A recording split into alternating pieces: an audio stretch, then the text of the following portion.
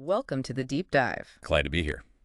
Today, we're really plunging into the heart of what makes an NFL season take shape. Trading camp. Exactly, those position battles. And we're zeroing in on the Denver Broncos. Yeah, because what's happening there right now, it's more than just guys trying to make the team. Right. It's about shaping their identity, really defining what this 2025 season could be. Especially with that defense they already have in place.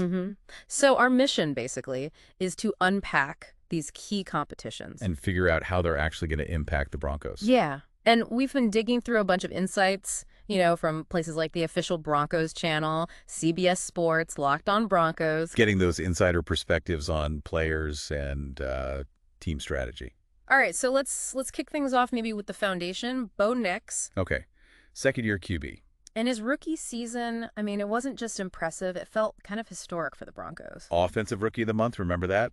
Led them to 3-1 in October. 7 touchdowns, 1 interception that month. Just incredible composure. And the records. Most passing TDs for a rookie since Herbert in 2020. Second all-time among rookies in passing TDs, third in total TDs.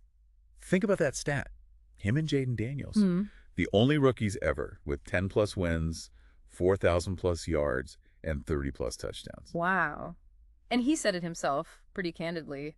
I have a lot to prove and a lot to show. Which is the right attitude. Absolutely. And you saw those flashes, like that 74-yard bomb to Marvin Mims. Longest pass in the league last year. So when you have that kind of immediate impact, how does that shift Sean Payton's approach, not just for Nix, but for the whole team philosophy? Well, that's the crucial thing, isn't it? Because those stats, they show poise, especially in big moments. Right. And you really saw it, I think, even in that overtime loss to the Bengals. Didn't get the win, but he showed he could lift the team from behind. So Payton's strategy now, it seems like it's designed to leverage that growth, but also shield him a bit. Rely on the defense. Exactly. Build around that strong defense. Let Nix grow without having to, carry everything on his shoulders right away. Let him refine that big playability. Okay, so before we jump into the specific battles, we just have to talk about Pat Surtain's second, PS2. Yeah, you got to anchor the conversation there. He sets the standard. He's not just setting a bar. He's like the reigning defensive player of the year. That's immense. Pete Prisco had him ranked number 9 overall in the NFL. That tells you something. Having a guy who can just erase the other team's top receiver, playing man, playing zone, following that guy all over the field, that's incredibly taxing physically. It is. And it gives the defensive coordinator so much freedom. So how much does his dominance actually ripple through the rest of the defense? What does it demand from the other corners fighting for spots? Well, what's fascinating is just how rare it is for a DD to win DPOY. Right. Like Gilmore, Whitson. Exactly. A very select group. It means you're truly game-altering. And the comparison to his dad, Patrick Surtain Sr., it's uncanny sometimes. That physicality. Incredible physicality, yeah. Willingness to hit early and often, and that knack for seeing the field, reading the QB, while still identifying receivers. Wow. It's just a combination that, creates nightmares for offenses. Okay, let's dive into those defensive battles then, starting with maybe the most talked about one, cornerback and nickel. Yeah, because PS2 is locked in, obviously. But after that, fierce competition for the other starting spot. For those key sub-package roles. Huge roles in today's NFL. We've got Riley Moss. He played really well early last season, especially when teams just started avoiding PS2 altogether. Stepped up big time. But is he still the clear number 2? That's the question. Then you throw in Jaden Barron, the first-round pick. Super versatile, can play inside, outside. Big expectations for him. Peyton loves versatility. And don't forget Jaquan McMillan, returning starter, played a ton, 33 games the last 2 years. 4 picks, 3 sacks. Yeah. He can bring the heat off the edge, too. And statistically, he got better in 23. Lower QB rating against him, fewer missed tackles. So you have these 3 guys really pushing each other. What kind of, strategic luxury does that give the defense? Well, it really speaks to how complex that nickel spot has become. More than just covering the slot receiver. Oh, yeah. It's arguably tougher than playing outside now. Condensed formations, constant communication needed, playing in more space. Makes sense. And teams are in sub-packages so often, it's not just about having 2 outside guys anymore. So flexibility is key. Totally. The Broncos could potentially even play, say, Barron and McMillan, both in the slot, in a dime package with 6 DBs. Wow. Okay. So this competition, really, it's a win-win-win for Denver. It sharpens everyone, gives Peyton options. Could McMillan be trade bait if Barron really shines? It's possible, sure, but you also need that quality depth. Right. Right, especially against the kind of receiving core you see around the league. It's a good problem to have. Definitely. Okay, shifting over to safety depth. We expect the starters to be Talanoa Hufanga. Big free agent pickup, former All-Pro, big hitter. And Brandon Jones. Showed his range last year, wants to be a leader back there. Seems like a solid starting duo. So the real battle is for the spots behind them. You've got P.J. Locke, started 23 games the last couple of years. That experience is crucial, especially with the injury history they've had at safety sometimes. Insurance. And Sam Franklin Jr., veteran, 6th year, big special teams guy. And you know Peyton's rule. If you're not starting, you better be contributing big time on special teams. Absolutely. And then there's the young group pushing. Jail Skinner, 3rd year. Dellerin Turner-Yell, 4th year, coming back from injury. Jevin Key, Keon Smith. Yeah. Remember Smith had those 2 picks in a preseason game last year? I do. So how do these younger guys crack that rotation with Locke and Franklin there? This is where preseason is absolutely massive for them. Showcase time. Exactly. Performance on defense, sure, but maybe even more critically, on special teams, that can be the tiebreaker for the final roster spot or even the practice squad. Because that back end of the roster is fluid, right? Guys can get called up. Absolutely. Yeah. You can make an impact even from the practice squad these days. For a lot of these guys, special teams isn't just a bonus, it's their ticket. Gotcha. Okay, inside linebacker. Another key area, and health feels paramount here. Always is with linebackers. Dre Greenlaw is the big offseason ad. He's starting, no question. Super Bowl experience, multiple 100-tackle seasons, brings leadership, speed, physicality. Huge upgrade. Then there's Alex Singleton, coming off that ACL, but man, he was on pace for another 170 tackle season. Just incredible production. The idea is Greenlaw upgrades the spot so much, it frees Singleton up, right? Lets him blitz more, drop into coverage. Takes some pressure off him, allows him to use his instincts more if Singleton's healthy. It's his job to lose. Feels that way, yeah. We've also got Justin Straned. Got his first real starting experience last year due to injuries. He stuck around, earned multiple deals. Last guy from the Elway draft era. Shows persistence. And then there's the intriguing one, Drew Sanders. George Payton thinks he can be a starter. High expectations for him, too. But realistically, for him to unseat a healthy Singleton this year, that would take a, quote, groundbreaking, explosive transformation. That's a high bar. He's got 2 years left on his deal, so it's not totally make or break yet. Right, gives him some time. But if he doesn't start, what's his role? Has to be core special teams. Definitely. And maybe an effective blitz package guy. A QB spy on passing downs. Yeah, use that athleticism.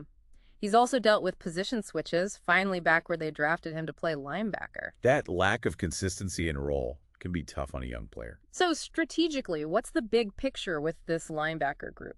Well, connecting it back, like you said, health is number one for this group's success. Can't overstate that. Right. But the competition itself drives improvement for everyone. And maybe Singleton's contract situation makes next year more of a potential make-or-break year for Sanders. This season really sets the stage for his future role. Okay, let's flip over to the offense. Running back. Big competition for touches for that starting job. Yeah, interesting dynamic here. You've got J.K. Dobbins. When he's healthy, he is a proven starter, quality producer. Especially good in goal line, short yardage situations. Which is an area the Broncos, frankly, really struggled last year. Javonte Williams, 8 carries inside the 5 for 1 yard and 1 touchdown. Oof. Yeah, they needed help there. Dobbins can provide that. The big question for Dobbins, though, is how quickly he picks up Peyton's offense. The whole scheme, including pass catching. Right, it's a complex system with specific demands on the backs. Then you've got R.J. Harvey, the wild card. Explosiveness. Yeah. Change of pace. Vision. People describe him as that potential home run hitter. That dynamic piece maybe the offense has lacked. A different flavor than Dobbins. So how does Peyton deploy a duo like that? I think you use them situationally, almost like relief pitchers in baseball. Exploit matchups. Exactly. Use Dobbins' power in certain spots, Harvey's speed in others. This duo together could really help fix those red zone drive finishing issues. Gives Peyton flexibility. Makes sense. What about the depth behind them? Jaleel McLaughlin seems like the favorite for that other primary role. And the key thing with McLaughlin seems to be Peyton's trust. Ball security, right. Doesn't fumble. Doesn't fumble, works hard, efficient. Peyton values that reliability immensely. So that brings up the numbers game. How many backs does Peyton keep on the 53? He tends to carry a few. He does. And again, what's the huge determining factor for those last spots? Special teams. Bingo. We saw McLaughlin, Tyler Beatty fielding kicks in the offseason. Ojigest time, maybe at a disadvantage there. Lacks that top return speed. Yeah, probably. And Blake Watson's outlook, it definitely shifted when they brought in Dobbins and Harvey. So, for those guys on the bubble, Special teams is the clearest path. Remember Peyton praising guys like Pierre Thomas for their return ability back in the day? Same principle applies. Make yourself valuable in multiple ways. Right. One more offensive piece to touch on, rookie wide receiver Pat Bryant. Yeah, generating some buzz. Could make a real year-one contribution. What stood out in the offseason programs was him making contested catches, going up in traffic. Peyton apparently likes what he sees, even compared some traits to Michael Thomas. High praise. And he was clutch in college. 3 TDs in the last 2 minutes, or OT. Shows up in big moments. Now, look, the receiver room is crowded, very competitive. No doubt. Crowded and talented. But Bryant has the size. Peyton likes those bigger receivers. Good routes, good feet, physicality, speed. Yeah. He seems equipped to compete. Absolutely. How significant could a reliable, physical rookie receiver be for Bo Nix's development? Oh, potentially huge. Having a guy like that, someone who can win those contested balls, provides a safety blanket. Especially in key situations. Exactly. It just gives Nix another weapon, another reliable target as he continues to grow into the offense. Could be a significant connection as the season wears on. Okay, so let's zoom out. What does all this mean for the Broncos overall? Let's bring it together. The big picture. The defense is strong. We know that. Set a franchise record with 63 sacks last year, #1 in the league. Top 5 in red zone D, yards per play allowed, points per game given up. Just dominant. And arguably, they've just got better, adding Barron, Hufanga, Greenlaw. Yeah, the talent level definitely increased. So we're hearing these optimistic predictions from some experts, 12-5, maybe even 13-4. Talk about potentially winning the AFC West, ending that 9-year Chiefs reign. It's a tough schedule, though. Chargers, Bengals, Eagles early, Commanders, Packers, Chiefs later. Texans are a big litmus test. No easy path. But is this defense, combined with Nix taking a step forward, enough to fuel that kind of leap? Is this potentially a new era? Well, it connects back to that old saying, right? Dominant defenses win championships. History backs that up. Think about the 13 Seahawks, the 15 Broncos right here, the 2020 Bucks, even the 23 Eagles getting to the Super Bowl on the back of their D-line. So these position battles we've been talking about, they might seem like small individual competitions. But they're crucial pieces. Crucial pieces in that bigger picture, yeah. Refining talent, creating that strategic flexibility, building the depth you need for a long season, it all feeds into whether they can reach that potential and maybe, just maybe, start that new era. So here's something to think about as camp really heats up and these battles play out. Which player, maybe someone we didn't even focus on heavily today, could emerge from one of these intense competitions, not just to win a starting job, but to become a truly transformative force for this team, who could fundamentally raise the Broncos' ceiling this season? That's the exciting part about training camp. You never know who might break out.